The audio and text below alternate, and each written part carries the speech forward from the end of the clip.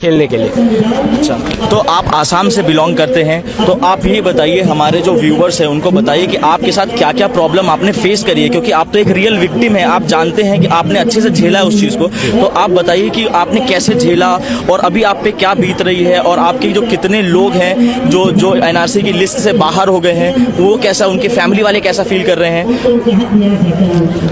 तो मैं सबसे पहले कहना चाहता हूं कि असम में जो एनआरसी हो रहा है, उस एनआरसी में आप लोगों का नाम जो है करेक्शन, नाम की करेक्शन वो बहुत ही ज़्यादा इम्पोर्टेंट है।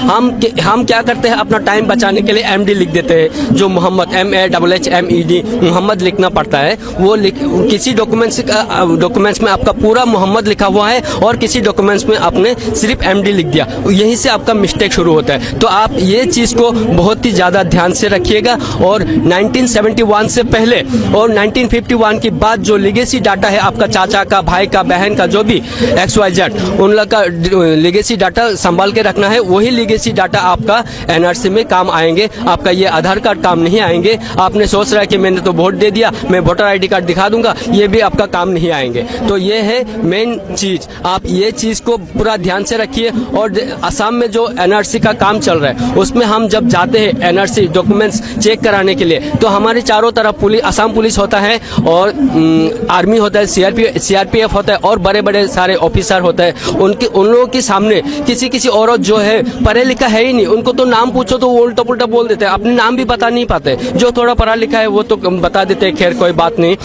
तो उसमें हम voter ID card, pan card, Aadhaar card, ये सारे डॉक्यूमेंट चेक कराते हैं। और सारे डॉक्यूमेंट्स एक एक करके ऐसे चेक करते हैं जैसे हमने बांग्लादेशी है, हम बांग्लादेश से आ चुके हैं। तो एक एक डॉक्यूमेंट्स एक करके चेक करते हैं, और उसमें एक भी लेटर आपका गलत हो गया तो आप बांग्लादेशी साबित हो जाएंगे, आपका एनआरसी का काम जो है वो क्लियर नहीं हो पाएगा।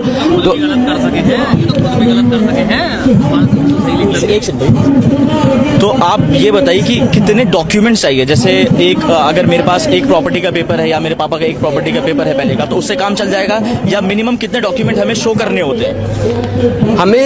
हमें लीगेसी डाटा शो करना पड़ता है। जो हमारा फिलहाल का जो ID प्रूफ है, voter ID card, pan card, Aadhaar card, ये तो रहेंगे ही। ऊपर से इसके ऊपर हमारा जो इम्पोर्टेंट चीज़ है वो है लीगेसी डाटा। 1971 से पहले और 1951 के बाद जो आपके पास लीगेसी डाटा है, वो लीगेसी डाटा दिखाना है, वो लीगेसी डाटा शो करना है हमारे ID प्रूफ के साथ। वो ज़्यादा इम्पोर्टेंट है। जैसे लीगेसी डाटा में आपने 1971 के बाद जो आप भारत आए थे, उसके बाद अपने पापा ने ज़मीन खरीद लिया, कोई दुकान खरीद लिया, किसी स्कूल में पढ़ लिया, उसका सर्टिफिकेट, ये होता है आपका मेन इम्पोर्टेंट चीज़। ये सारे डॉक्यूमेंट्स आपको शो करना पड़ता है।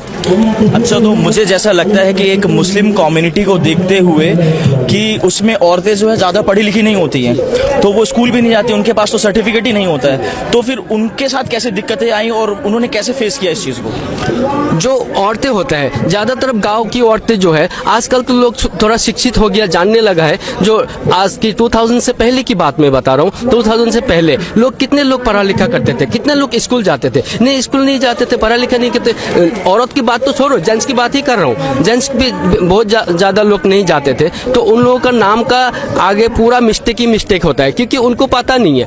RSID है, राशिदा, किसी ने राशिदा लिखा है, किसी ने जमीला बेगम लिखा है। जो बेगम और राशिदा लिखा है, उनका नाम जो सामने वाला बंदा जो लिखा है, उन्होंने सही लिखा या गलत लिखा, उनको आगे दिखाऊं तभी उनको पता नहीं चलेगा कि मेरा नाम सही लिखा है या गलत लिखा है, क्योंकि उनको पढ़ा लिखा है ही नहीं।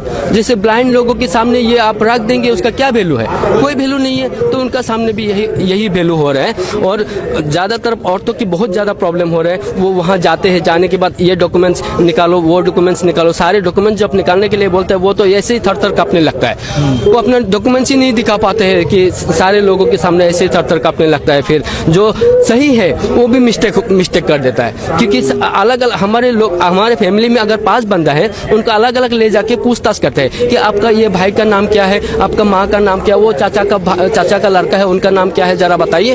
तो मैं रहता हूँ दिल्ली में, मैं 1 साल बाद या 6 महीने बाद मैं गया वहाँ पे, मेरा भाभी का लड़का हुआ है, मुझे थोड़ी ना पता है, उनका नाम थोड़ी ना याद रखूंगा मैं, तो हो नहीं पाता है। तो ज़्यादा तरफ वहाँ मुस्लिम लोगों को हैरेसमेंट किया जा रहा है एकदम।